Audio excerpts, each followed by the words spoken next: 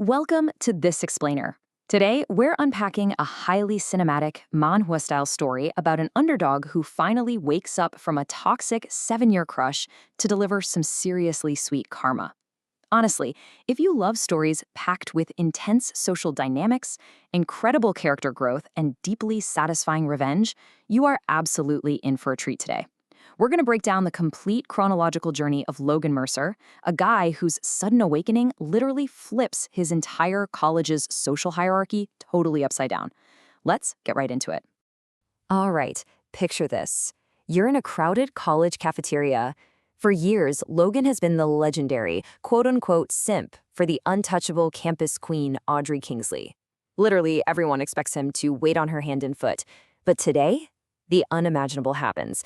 Instead of hovering near Audrey like usual, Logan walks right past her and sits down with his childhood friend, the typically aloof but gorgeous Serena Blackwood. I mean, the cafeteria practically stops breathing. So what actually causes a 7-year obsession to just vanish in an instant? To understand this, we really have to look at the dynamic between these two women, because it is literally night and day. On one hand, Audrey expects Logan to be her obedient servant. She never defends him when her snobby friends mock his poor background, and she basically uses silence as a weapon. On the other hand, we have Serena.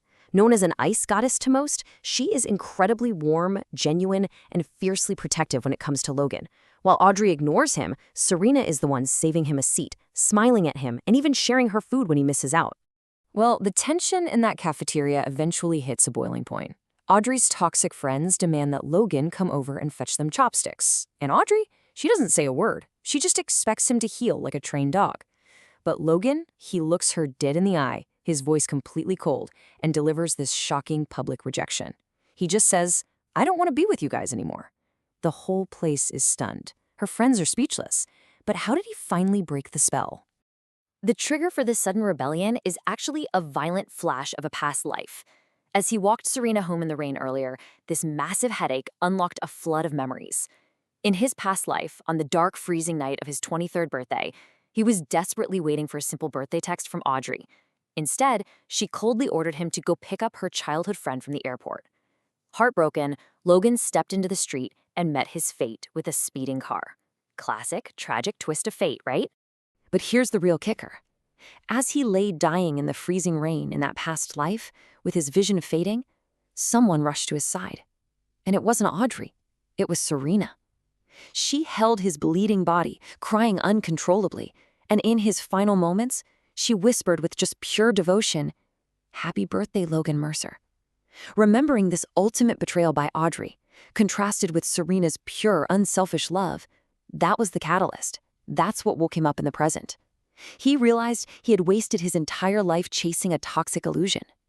Now, the dramatic irony here is just incredible. Back in the present, Audrey and her snobby friend Madison are in complete denial. They literally watch Logan walk away with Serena under an umbrella, and instead of realizing they've lost him, Madison just scoffs. She claims this is some cheap strategy, that Logan is just playing hard to get and he'll come begging back in like 2 days max. And Audrey buys into this delusion entirely, setting herself up for a truly spectacular fall from grace. The social warfare escalates pretty dramatically at a high-stakes basketball game. It's computer science versus economics, and both campus queens, Audrey and Serena, are in the stands. Naturally, everyone expects Logan to show off for Audrey, but instead, Logan plays with wild confidence, sinks a perfect three-pointer, and entirely ignores Audrey. He locks eyes straight across the court with Serena, sharing this secret smile. Audrey is left fuming, her jealousy literally bubbling over as she digs her nails into her palms. And if you needed a sign from the universe, it gets confirmed back at the dorms. Logan's roommate Marcus, who's super into mysticism, does a tarot card reading for him. The cards reveal this startling truth. Logan and Serena are a match made in heaven. We're talking destined soulmates connected across past, present, and even future lives. On the flip side, the cards warn that any relationship with Audrey would end in complete disaster. I mean, the universe itself is basically screaming at Logan that he made the right choice. Meanwhile, Audrey's toxic delusion reaches its absolute peak on her birthday. She's sitting in the center of this luxurious VIP karaoke room, surrounded by people flattering her, but the mood is just freezing cold. Why? Because Logan isn't there.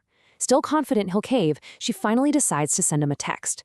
But when she hits send, a bright red exclamation mark appears. Yep, the unthinkable happened. Logan hasn't just ignored her, he actually blocked her and every single one of her friends. Fully panicking, Audrey commands Madison to call Logan from an unknown number. When someone finally answers, Madison immediately starts screaming into the phone, "Logan Mercer, how dare you block us?" But plot twist, the voice on the other end isn't Logan's, it's Serena's. She and Logan are out enjoying a cute date at an amusement park. Serena coldly and triumphantly shuts them down, hanging up on the campus queen without a second thought. The whole VIP room just goes dead silent. The humiliation is real. Driven by pure denial and this desperate need to save face, Audrey finds a cheap, light brown scarf in her bag. There's no tag, no note, nothing.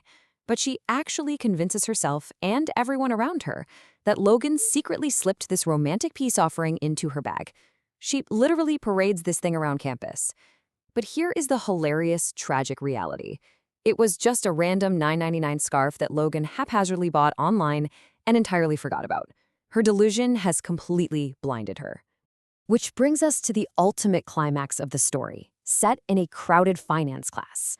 The professor announces a paired project, and Audrey, totally emboldened by her ridiculous belief about that scarf, publicly walks right up to Logan's desk in front of 100 students. She looks down at him and coldly commands, "Partner up with me," fully expecting him to just instantly submit like he always used to. But Logan doesn't even blink. Right there, in front of the entire class, he calmly replies, "I don't want to." Audrey is so shocked she asks him to repeat himself. So Logan looks at her, eyes completely devoid of the warmth he had for her for 7 years, and says he wants absolutely nothing to do with her.